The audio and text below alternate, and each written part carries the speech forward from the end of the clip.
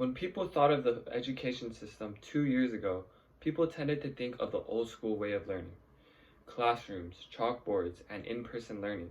Who would have thought that just 2 years later, online learning would make such an impact on the future of our nation and in our education system?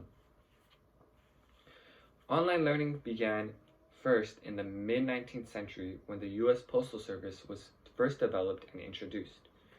Students and teachers would exchange information through the Postal Service, and this was a breakthrough to what would become online learning.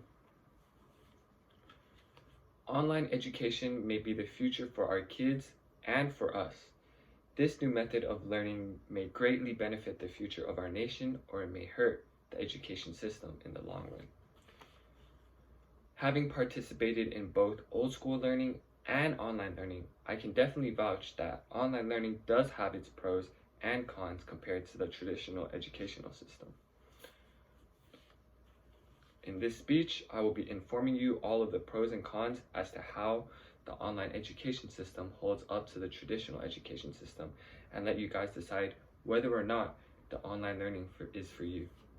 First, I will discuss the pros of online education and how the benefits of online learning are extremely beneficial. Then I will discuss the cons of online education and how it may not be for everyone. Lastly, I will discuss the history of online education, and this will take roughly about 6 to 7 minutes. I will now begin to discuss the pros of online education.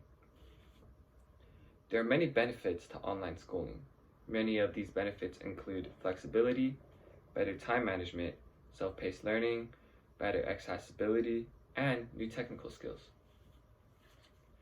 The main benefit of online schooling is that it is more convenient for the teachers and the students.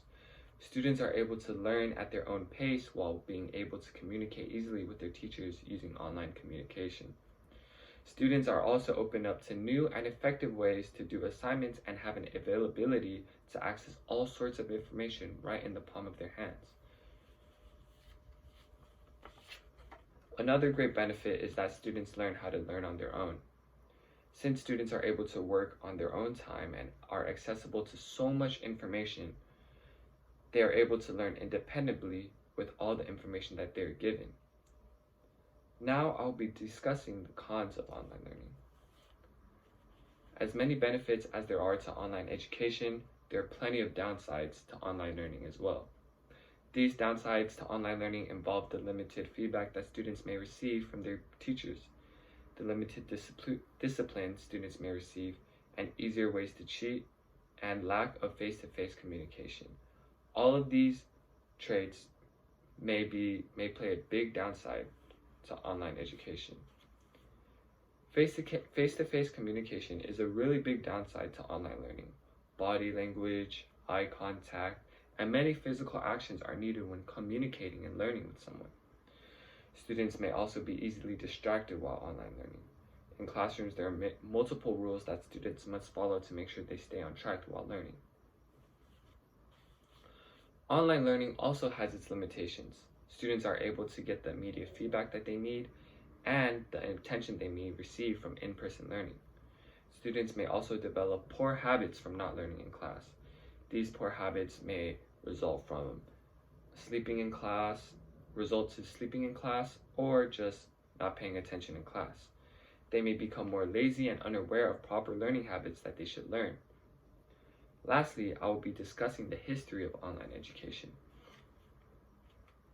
Online education has developed from a really small concept into a futuristic way of learning. It is important to understand the history of online learning as it really brings out the purpose and the goal of online learning. As I stated in the beginning of my speech, it all started with the creation of the Postal Service. In 1873, the first official similar education program called the Society to Encourage Home Studies was established in Boston, Massachusetts by Anna Tickner. Then, in 1953, the University of House made a version of distance learning history when it began the first televised college class on Houston PBS. Personal computers were later on invented, and in 1989, the University of Phoenix became the first institution to begin an online collegiate institution that offered both bachelor's and master's degrees to their students. Then in 2003, the Blackboard Learning staff announced that 40,000 instructors were teaching 150,000 online courses to more than 6 million students across 55 countries. Wrapping up my speech, I will review what I went over with you guys today. Firstly, I discussed the benefits of online learning. These included concepts such as independent learning and more convenient schedules for both the students and the teachers. I then discussed the downsides to online learning, which included the lack of personal feedback and a lack of physical communication. Both these downsides to online learning may also create bad habits for these students and may cause them to not properly learn and get educated from their teachers. Lastly, I proceeded to educate you guys on the history of online learning. Online learning may be the future of our nation, and I believe it is extremely important that we know all the pros and cons to online education. Thank you.